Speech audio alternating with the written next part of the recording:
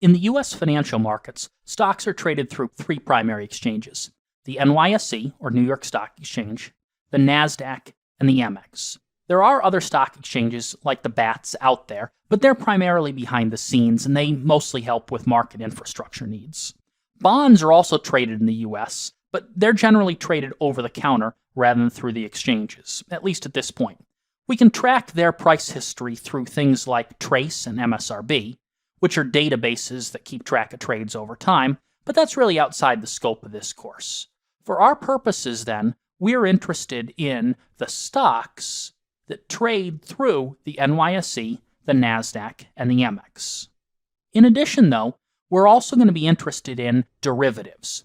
In particular, one set of derivatives that we're interested in are called ETFs, or exchange-traded funds.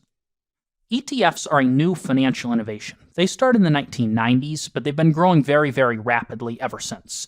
Lots of people are putting money into ETFs. ETFs, to make it simple, are really just groups of stocks that trade on an exchange under a ticker symbol. For example, the ticker symbol SPY is for the ETF that tracks the S&P 500. You can buy SPY, and it gives you direct exposure to all 500 large-cap companies in the S&P 500. These 500 large-cap companies represent 500 of the biggest firms in America. So one investor, by buying SPY, gets instant and automatic diversification to a broad swath of stocks. You can see why they become so appealing. Now, the reality is there are more ETFs than stocks out there today. And in fact, ETFs not only give investors the ability to invest in US stocks, but in foreign stocks as well. So if I want to go and buy British stocks or Korean stocks, for example, I don't have to go and set up a brokerage account in England or in South Korea. Instead, I can keep my US brokerage account and just buy US ETFs that represent the British stock market or the South Korean stock market. Those ETFs will hold those foreign stocks on my behalf. Now, whether we're investing in stocks or ETFs, it's critical to understand there are two prices that we care about: the bid and the ask. The bid is the most that someone is willing to pay for a particular stock. The ask is the least that someone will sell it for. So, for example, if a stock is trading at $50 per share, maybe I'm willing to pay $49.95, but you won't sell it for less than $50.05.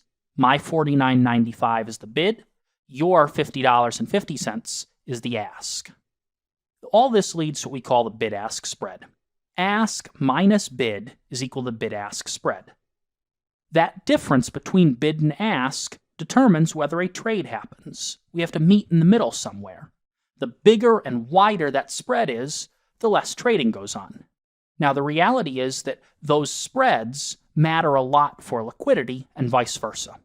The more often a stock trades, the smaller and narrower that bid-ask spread will be. There's two types of orders out there that are used for buying and selling stocks.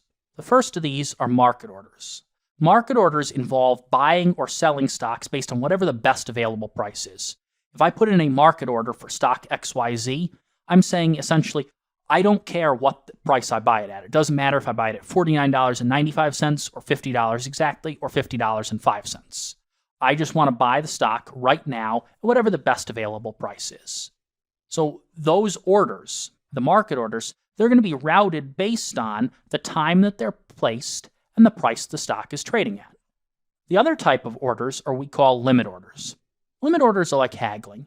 For example, maybe I'm willing to buy stock XYZ at a price no higher than $100. If I can get the stock for $99.50, then I'll buy it. Otherwise, my order will not go through. If the stock doesn't trade for less than $99.50, I won't buy it.